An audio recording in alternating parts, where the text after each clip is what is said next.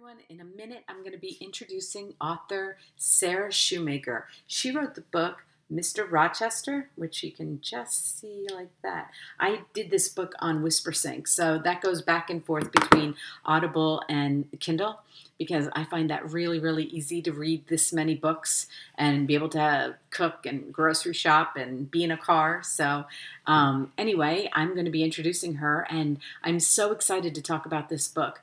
If you ever read Jane Eyre, Mr. Rochester was the man that she fell in love with. And so she wrote this book talking about his story, because in Jane Eyre, you only get to know him in a very different way. But she goes back to his childhood and writes a story about him that just, it will make you fall in love with him. If you didn't fall in love with him, he was kind of creepy in Jane Eyre at times. So I think it gives a totally different perspective of him.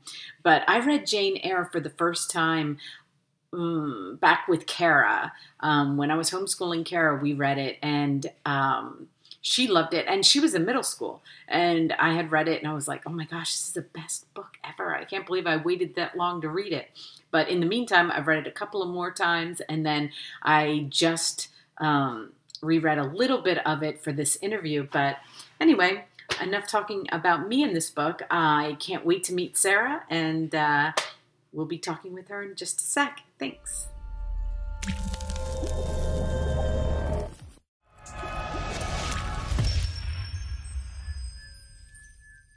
Hi everyone, today I am so excited to be speaking with author Sarah Shoemaker, and her book that we're going to be talking about today is called Mr. Rochester. Look at that cover. Oh my God, I love it.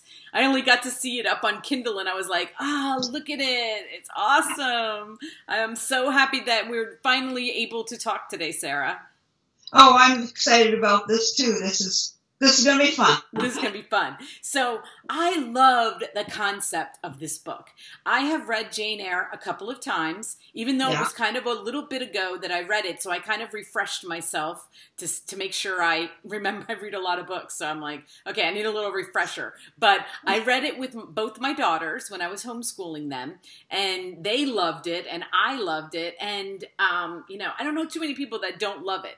But to think about taking this character, you know, and deciding that you're going to make a book out of him so that we all get to know him, I mean, what a great idea that was. Well, yeah, and you know, it just popped into my head. I was at, I belong to a book group, and we discuss a classic novel every year, and about 5 years ago, almost 6 now, we discussed Jane Eyre. And we talked about Mr. Rochester and how difficult it is to understand him, and what was Charlotte Bronte thinking and what were we supposed to be thinking. And in my head, I'm thinking, someone ought to write his story. Someone ought to write a book about him. And I just sort of blurted out, maybe I should write a book about him, and so that we all know what he's like. And it just grew from there. I just decided I'm going to do that. That's awesome. And show everybody the size of this book, too. We're not talking about a very little book here. We're talking about a good story of a book. Look at that. Oh, I love that you got those pages. I love those beveled pages like that. Oh, yes, I asked for that. And I didn't know if they would give it, but they did. It makes it look so old-fashioned and classy. Yeah, I think exactly. And this story deserves that, you know. So anyway, I heard you say, I was looking at a couple of things, and maybe I read it in an interview, or maybe I read it on your website, but there's a Toni Morrison quote that said, if there is a book you really want to read, but it hasn't been written yet, then you must write it. And you decided to write it.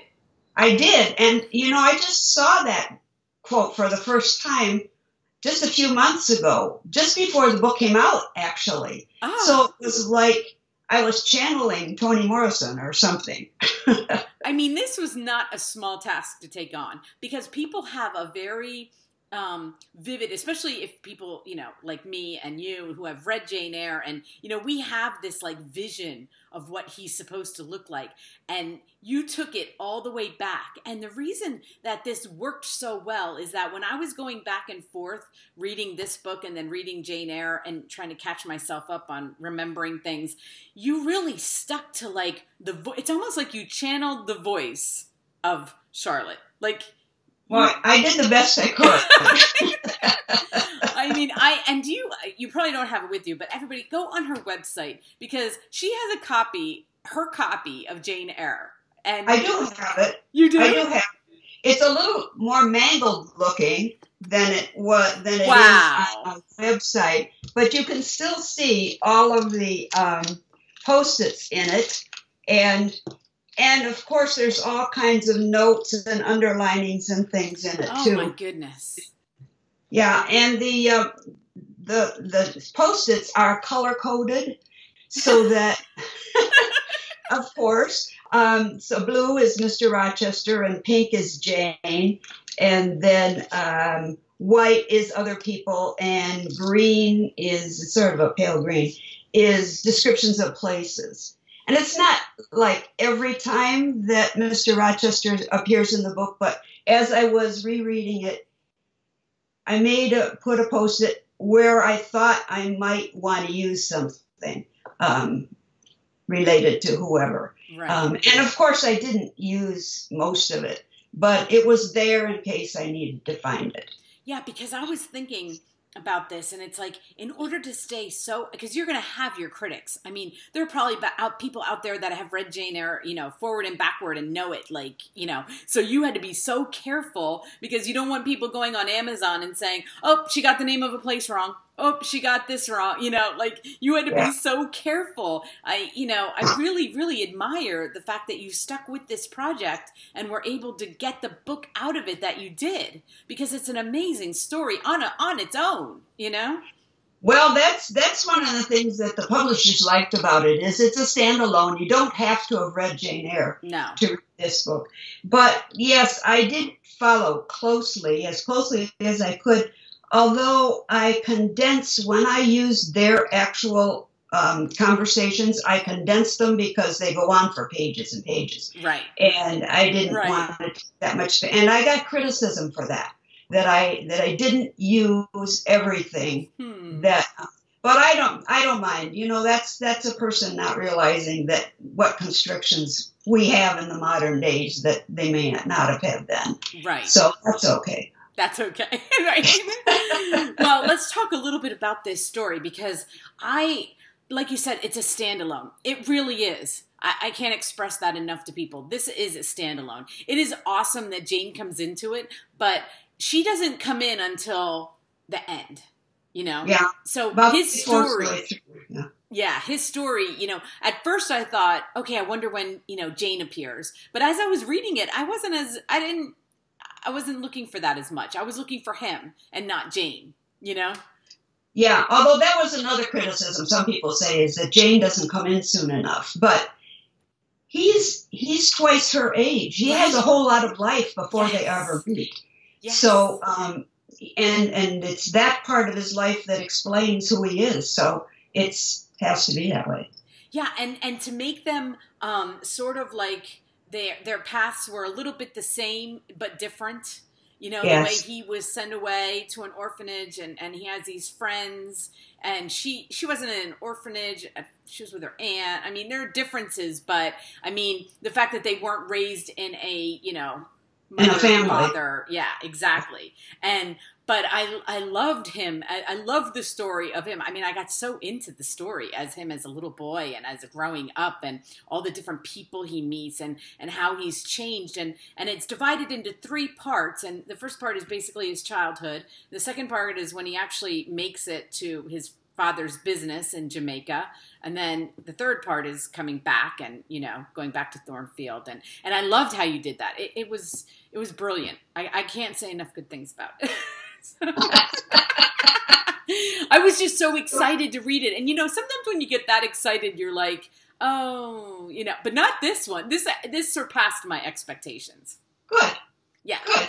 So what made you, okay, when you were trying to think about him, did you go back, like, when you were thinking about writing him, did you take it like, well, I'm just going to work backwards? Or did you just, like, I'm going to start with him as a boy?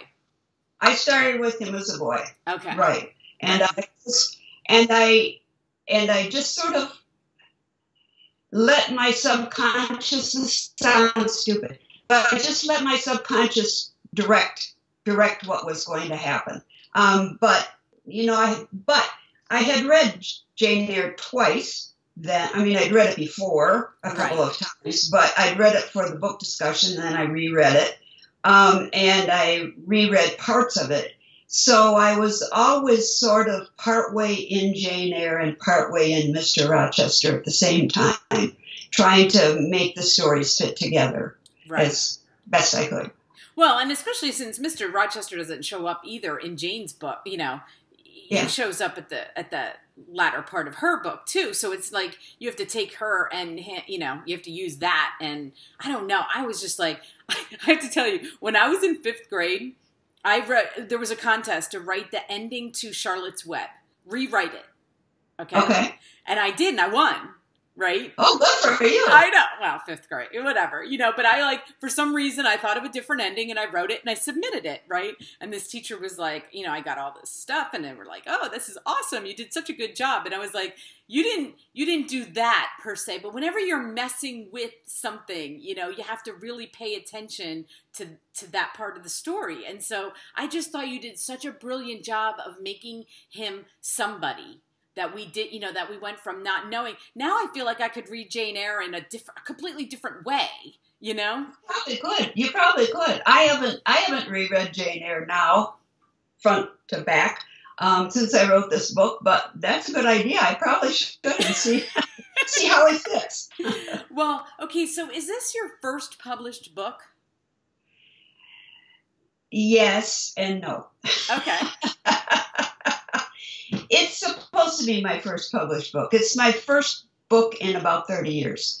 And I had written before under a pseudonym in an entirely different genre. Okay. And but it's the first literary book I've written. It's just so impressive to me. Like, I'm so inspired by you because, that you could just sit down and just decide to do it and then do it without having a lifelong, 10 books under your belt or, this is not an easy thing to take on. And I couldn't tell. It was so well done. What kind of writing did you have in your past that you could do this? Well, not anything in particular. I always, since the 3rd grade, I thought I was going to be a writer when I grew up. It just took me a long time to get there. But I've done a lot of reading, and I think that's what makes a writer is the reading that the person does, because you come to appreciate what works well and what doesn't work well, especially if you read a book and then you read it over again to see how the author has done it. Mm-hmm. I think reading other writers is one of the best ways to learn how to write. And I guess that's my background is reading. Right. I mean, obviously, I'm a reader, okay? I don't know how much of a writer, but I definitely like to write. I like it. It's hard. Did you ever hear of NaNoWriMo that everybody was doing on Facebook? It was this, I don't know. It's this yearly thing that in November, yes, I've heard of that. Yeah. And it was supposed to get to 50,000 words in a month. Okay. Yeah. And I was like, okay, I can do that, right? So I start off, and all my author friends on Facebook, everybody's posting how many word counts they're at, right? And I'm at day 7, and they're all up at 15,000 and 20, and I'm like, I'm at 5. This is not working. And I wasn't even trying to do something. I was just trying to write. I was trying to write the story of my parents for my children. Yeah. Because my parents have both passed and my children didn't really know them. So I was like, you know what? I'm going to write their story. Well, you can't appreciate writing until you sit down and try to write something and especially have any kind of word count attached to it. Yeah. So So that's, I guess, why I'm so inspired by you, because you did it. You didn't just write like a little book about him. You wrote a novel about this man. Well, he had a big life. He did. He really didn't have a little life. He had a big life. You made him have a huge life, and I guess the parts that, just so from, my memory, or everybody else who's listening to this who's read Jane Eyre, the parts about the father's company, like, we did not know that, right? Did we know that about? I mean, we knew about Thornfield. We knew some stuff, but we knew he was in business somehow, and we knew he had connections. This is from Jane Eyre, and we know from Jane Eyre that he had connections in apparently some kind of business in Jamaica. Okay. And I assumed from that he might have had a plantation, but I also assumed he had some other kind of business. But it's not specified in Jane Eyre. So I decided what kind of business he had, that it was an import-export business. Okay. And then also the part about him going to Jamaica, that whole life where he meets his Bernie? Bertha. Okay. Oops, sorry. Bertha, where he meets her and her story. I mean, you had to make up her story. You had to bring her to life, too. I mean, yeah. Right. That was really the hardest part because in those days, if a woman was inconvenient for some reason, women were always under the care of a man. Their father, their husband, their brother, some man was in charge of them because women had no rights. And if a woman was inconvenient in some kind of way, like she drank too much, or she enjoyed sex more than the man in charge of her life thought was proper, or whatever, he could put her in a mental institution.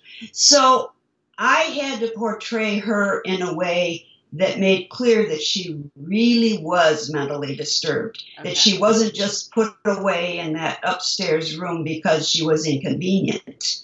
And so that was the hardest part, was trying to show her descent into insanity. Right. Because in Jane Eyre, we only imagined like what was wrong with her, Yeah. It was like, it was this mystery involved in who she was. Right? Exactly. Okay. And whether she really was as crazy as right. he tells Jane that she was. Right, and because there was I thought for him to be believable, I had to have it be believable that she really was insane. Yes, and that I thought you did very well, because when I went back to Jane just to read some of that part, I was realizing like, there was, even Jane was doubting his truthfulness in what was going on with her, Yeah. So, her story is crazy. I mean, it's awesome. I love the second part of the book when you go into the whole Jamaica atmosphere, and, it was a lot of fun.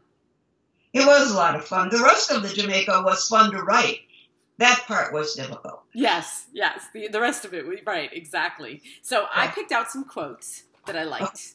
And I'll read them to you. It's a little dark. It's gotten darker since we started. Well, it's late afternoon. I know. I was realizing, like, I looked at the time and I'm like, well, you know what? It's that time of year it wasn't a sunny day to begin with, but it is getting dark very quickly. So I just want to make sure I can read this.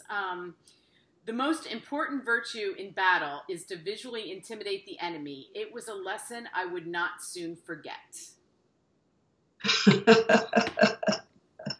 I love that about him, because he did have, it was so tough for him. I don't know, you made him so vulnerable and so lovable, really. Yeah, he was lovable. And I thought that was a really good quote. And then this one I kind of wrote for me. But I liked it. And it said, there's no one who can hurt you if you don't allow it. Because, that was just the kind of life he had. He had it tough, you know? He did have it tough, yeah. Yeah. I mean, he was wealthy, but he had it tough. Right. He was wealthy, but he was lacking in love. Which, yeah, that's the whole thing. That's the whole thing. Yes. Yeah. And, you know, in that time period, I don't know if this is true, and I'm sure from your research you can tell me whether it's true, but children were just, it was a totally different thing on how, it wasn't that he was necessarily, that his dad didn't love him or as much as he should have, but they were just like, if they were being taken care of very well, they felt like that was love. And he was being taken care of. He was being taken care of. And in that class, and even today in England and in the United States, in the upper classes, frequently children are really brought up by governesses or whoever is in charge of the children. And in those days, even more so. And then the children it was normal for children of the upper classes in England then and today too, to be sent off somewhere to school to get their education. And that was not unusual. What was, we would hope, unusual was that he didn't have a mother. We know that from Jane. Right. Well, we right. assume that from Jane Eyre because he never mentions a mother. And his father was not around very much either. Right. And so he didn't really have anybody who cared about him, really.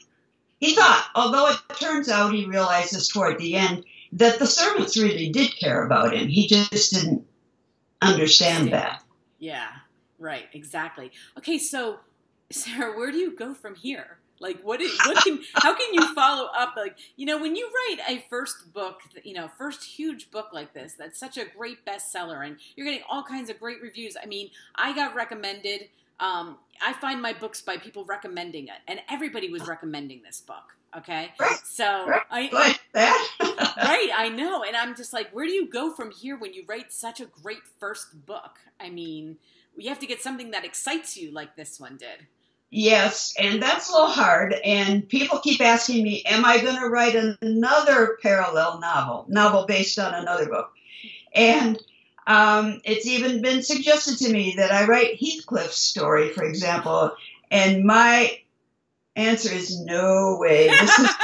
This was way harder than I thought it was going to be. You know, I imagined originally that I would just tell the same story and just tell it from his viewpoint. And then once I really got to thinking about it, I realized that wasn't going to work. There needed to be more to the story than that. Right.